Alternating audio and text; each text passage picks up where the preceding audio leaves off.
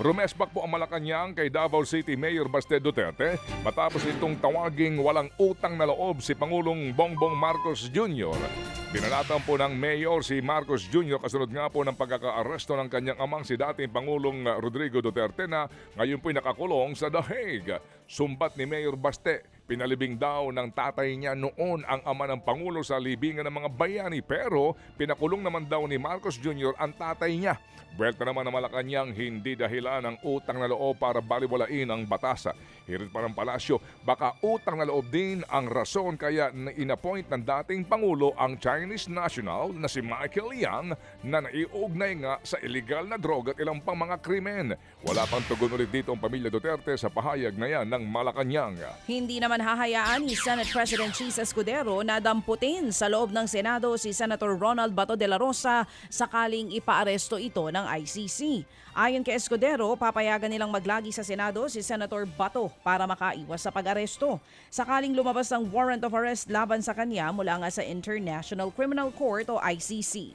Hindi raw nila papayagan ng PNP at Interpol na arestuhin si Senator Bato. Alinsunod sa courtesy at tradisyon na ipinatutupad ng Senado. Ayon pa kay Escudero, nagkausap na sila ni De La Rosa at nagtanong daw ito ng mga option na po pwedeng gawin oras na arestuhin ito. Ang sinabi ko sa kanya, we will try to afford him every opportunity to avail of legal remedies that he is entitled to. Hindi papayagan ng Senadong arestuhin ang sinumang miyembro niya sa loob ng Senado. Lalo na kung merong sesyon.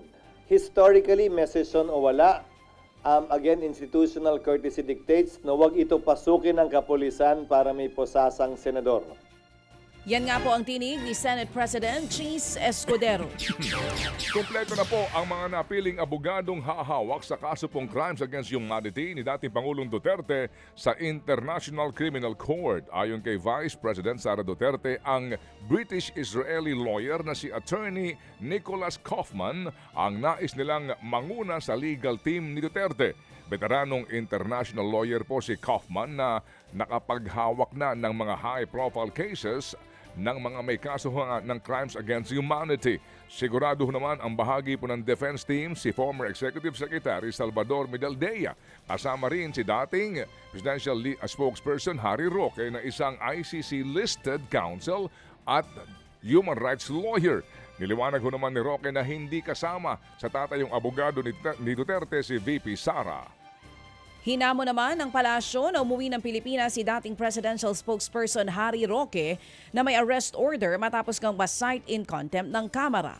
Maraming nagulat nang biglang nakita ng publiko si Roque kasama si VP Sara at Senator Robin Padilla bagong initial appearance ng dating Pangulo sa ICC, kaugnay ng kaso niyang crimes against humanity. Matagal nang hinahanap ng mga otoridad sa Pilipinas si Roque dahil sa arrest order ng House Quad Committee matapos nga na ma-contempt dahil bigong magsumite ng mga dokumento sa issue ng umano'y pagkakasangkot niya sa Pogo. Ang buwelta naman ng palasyo, imbis na si Duterte ang pauwiin, bakit hindi na lamang si Roque?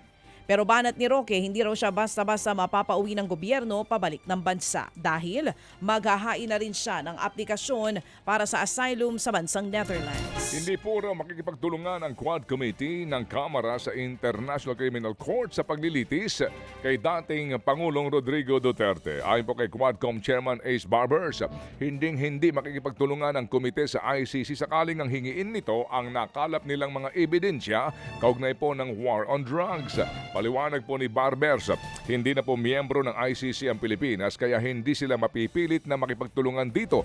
Yan po'y kahit na maglabas daw po ng subpina ang ICC.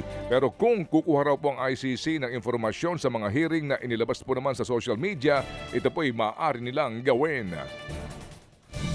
If they can access the records in the social media platforms, let them do it that way. But asking the participation of the Quadcom, I'm sorry, but we cannot because we are not a member of the ICC. Yan po ang tinig ni Quadcom Committee Chairperson Congressman Ace Barbers.